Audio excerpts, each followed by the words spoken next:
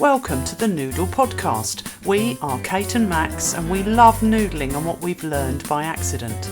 This podcast is a space where we share how we get the best out of ourselves and the people we've worked with. In today's episode, we look at how you can never know who will stay the journey with you through your career and the importance of handling yourself and challenging relationship situations with courage and grace.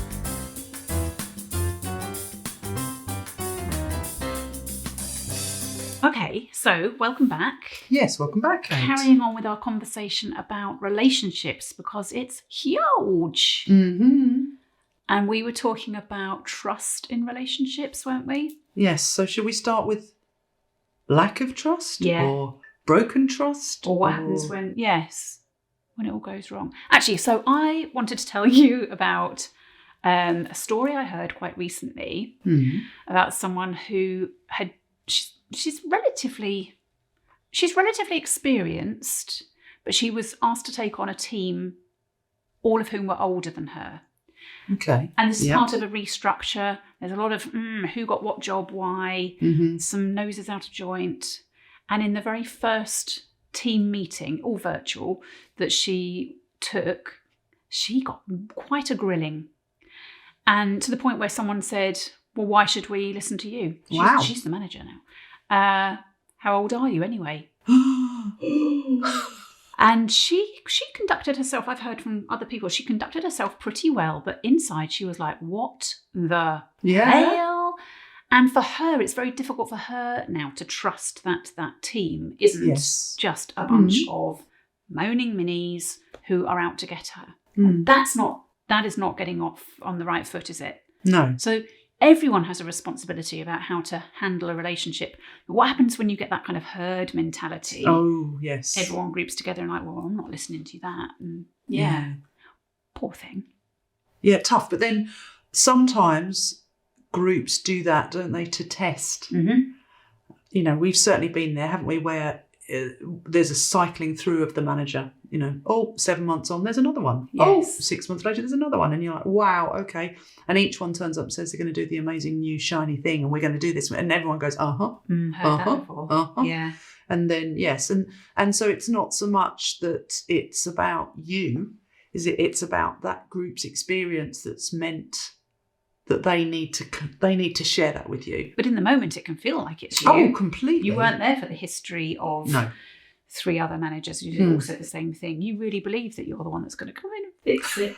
Well, yes. So not recommended as an approach to your new manager is to start off with a fencing move. Yeah. Because it does look a little bit, or might sound a little bit like that. But I guess there is that thing about sometimes, we've talked about it before, about hearing stuff like that and trying to catch it in the air and go, okay, what's really behind this? Yes. Rather than going, oh, ouch, that hurt. Yeah. So that's an example of where it's going to be very difficult for all of them to build trust now. And actually, the first one-to-one conversation that she had with some of her team, they apologised.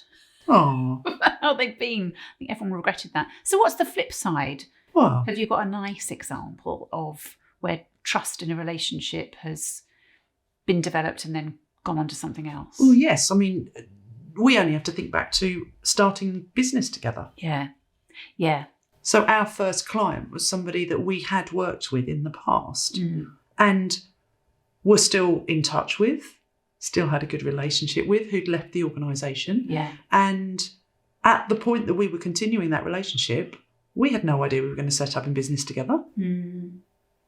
And so out of that was our first client, our first opportunity. And it, what serendipity, really. You go back and go, how would we have known all those years ago that this would be the starting point? So, yes. And we've touched on that in other podcast episodes, haven't we? Say yes to everything, trust your gut, some of that stuff. But it comes to play in how do we get on with other people? How do we instill that trust that we can do this stuff? Or that we don't necessarily know what's going to happen, but we think something will.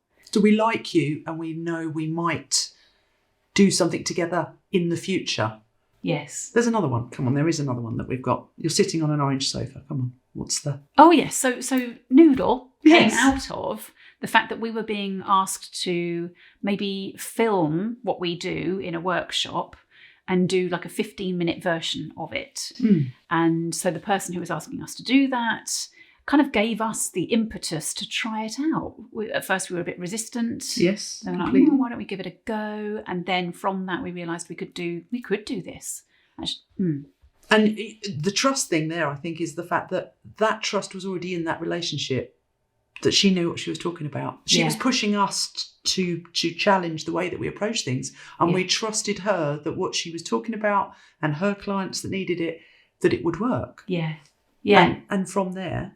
And actually it didn't turn into the thing we were all looking for. No. And she moved on from that business. But we're still in touch with her, aren't we? Yes. Quite a lot of people we've stayed in touch with who are coming back into our circle. Our bookkeeper, Kat, our marketing person, Sarah. Yeah. You know, they're all people we've worked with in different ways in the past, and just thought, well, I think you could probably be part of our crew. So that brings me on to something else that's really important about relationships, which is the dynamics. Because when you talk about those people, both Kat and Sarah are good examples of people that we had a certain flavour of relationship in the past, and that's changed to something very different now. And when we talk about, you know, things like when you're in an organisation and you have responsibility for other people, you might be running a team, or you're part of the team and then you have to take responsibility, that sudden change. Have you done that? Yes, I've been there. Yes, I have. It's Yes. tough, really tough when you're stepping up and managing people who you were on a level with. I felt like I had to really prove myself then. What if you are now managing someone who used to manage you? That can happen quite a bit. Yes. I hear about that happening, I don't know if this is right or not, but with women returning from maternity leave. Sometimes the person who has taken their role on is then actually, they've got more opportunities for promotion. Yeah. And the person that's taken the time, it's not quite right, is it? But it happens. It does happen. Yeah. Need a lot of sensitivity in that position. What about if you go for a job and somebody else gets it? Yeah, that again is tricky for both sides, isn't it? I think you need some honesty. Yes. You need to allow yourself to feel a little bit disgruntled. Yeah. As long as you don't let it play out for too long. And that you handle yourself with grace and integrity. That happens when you're leaving an organisation, particularly if you're not happy. Yes, because I can think about a situation when I was leaving an organisation where I really probably wanted to throw lots of horrible things at the person opposite me. Oh, I thought you were going to say throw them out the window. Not quite that. No, we were quite high up in the building. That wouldn't have really been a good thought. I mean, yes, there's throwing people out the window, but maybe on, floor 25, bit high. But I do remember having to manage this inner conversation in my head, which was, I really want to say lots of really unpleasant things, but actually I don't know what's going to happen in the future. Yes. I don't know where I might bump up against this person or somebody this person knows, and I do need to carry myself with grace. I need to recognise all of the time I spent with this organisation, value everything I've learned, everything I've gained, not just be the me at the last bit. Yeah. I know a couple of people who, as they were leaving, did that whole, and another thing. No. And I've always thought, and then they wanted references later. And people were like, flipping cheek. You basically sort of set fire to everything as you left. And no, I don't rate you. I'm not going to stake my reputation on saying that you're a good egg when actually you let yourself down. And there's a balance there, isn't there? Because an exit interview where you do need to talk appropriately about things that have happened in the organisation, that is important. So we're not saying you shouldn't do that. I think an exit interview is a great place to do it, particularly if it's with an external company and what you're saying is anonymised to some extent, if possible. Yeah, then you should do it. But not with these people who you don't know which circles you're going to be in the future, where they come back into your life and you might, need them, or they might need you. There's also something about how much do you put in or take out of a relationship. So I think I've met people who have done quite a lot of taking. Yeah. Could you just, would you mind? Yeah. I need some help with, which to a certain extent you're like, yeah, absolutely. But if it's always one way, you're like, flipping cheek, I'm kind of busy. But it's that thing where you're propensity to offer them support each time they ask drops when it's only ever you that's giving, and they're not giving, and it drops, that discretionary effort moment where they say, could you just, and you think, now this is the 700th time of the could you just. No, there's none left in the pot. I remember working for somebody who, it was another exciting job, doing regulatory reporting every month and it being red penned every month. This person who was responsible for me and the team going through the report every time, and it was more a case of moving a dot from there to there. It fundamentally didn't change the content of the report. There wasn't anything wrong with it. It was just, but I had to go through this every month, and it diminished my relationship with them because they weren't valuing me, they weren't valuing what I was doing, and by the end of it, I had no respect for this person. And in them calling on me, I wasn't going to be prepared to go there. I'd lost my trust. They didn't see me. Do I do that? Sometimes you ask me to look at things and I pride myself on being the grammar police. And I do like a red pen. Yeah. Oh, no. But hopefully I put enough back in. Definitely. In terms of the, this is fabulous stuff. I'm not offended by the grammar corrections. Because when you point them out, I don't even know that they were wrong. So that's fine. Yeah. I mean, apostrophes are important, Max. I know you differ in your opinion. But without apostrophes, where would we be? Anarchy. So when the trust is, or the trust goes for whatever reason, or you feel like you're giving too much, your time for this relationship is being depleted more and more and more. At what point and how do you say, that's enough now? It's time to close it down, walk away. How do you do that? Do you just ghost people? Somewhat tricky in a working context. What if you only know them online? What if they get in touch with you? Do you just not reply to them? We're back to the grace question, aren't we? Grace. Which is, how do you exit appropriately? Yes. And not ghost people, because I guess that does leave a bad. I really like what happens on LinkedIn when someone's leaving a role and whatever might be going on, and whether it's their choice or not. I like it when they do a sort of "that's my last day here" message, and they use that integrity, grace, and appreciation. Yes, because it's never all bad, even if the sharpest, most recent experiences have been difficult ones. If you just go, okay, what did I get from this? How has this been a good stepping stone to what's next? And you use that as your flavour. That helps with your reputation. It helps other people feel like they can trust you to be a good person to work with. So that's saying goodbye to an organisation. But I guess when we're in an organisation working with other people, or, could be suppliers, could be partners, couldn't it? Yes. I guess this is when we have to choose to invest in that relationship and to talk about it. Yes. And this is when we need to talk about, okay, this isn't working. And that's uncomfortable, right? That's that whole sort of really nitty gritty, but being really intentional about, I want this relationship to be better.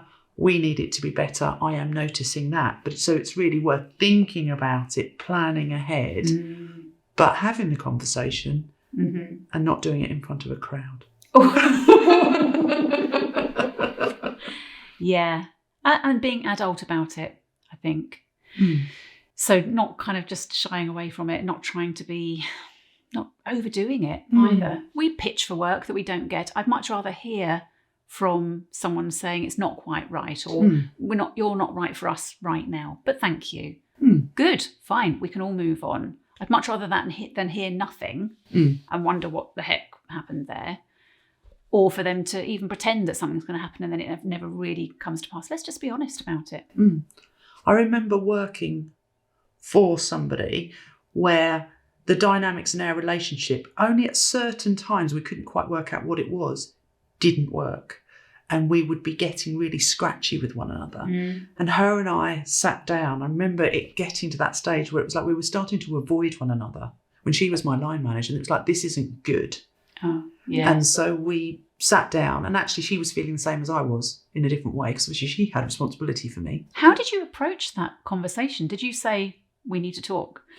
Yes, I mean, I can't remember the exact words, but it would have been along those lines, which was, this isn't good. I can actually visualise now, thinking about it, where we sat and the cups of coffee and the awkwardness, but us starting to sort of go, okay, when does this happen, and why is this happening, and what is it that you're thinking I'm doing or not doing, and vice versa. And we managed to identify in the moments where she was more planned than I was, and was also feeling the need to be more controlling. And as you know, I'm not great at being controlled. And so I would be more free in my approach to things. And so it was just that meeting of, okay, so you need a little bit more information about what I'm doing, but I need a little less control. So if you could loosen off the reins and stop asking me every 10 minutes, what are you doing? What are you doing? What are you doing? And so we found the common ground, but it took bravery. Yes. I think that's so important. And I think that's all, most of what we've got time to talk about today. But maybe endings is another topic for another day. But being brave enough to say it might be a little bit me as well as you. Yes. Can often help to strengthen a relationship, can't it? Or to say maybe our time is done here. Yeah. So on that note, our time is done today. Our time is done today. It's a big one. As ever, always keen to hear from people what their experience is, the good, bad and ugly, and any tips or ideas for how do you recover a relationship or say goodbye to a relationship if things aren't working. Okay. All right. Till next time. Goodbye. Goodbye. You can find a reminder of the concepts and noodles we've mentioned in this episode's blurb and get daily snippets on Instagram at noodle_space. Don't forget to subscribe, share and leave us a review. We love hearing your stories too on the chat at www.noodle.space.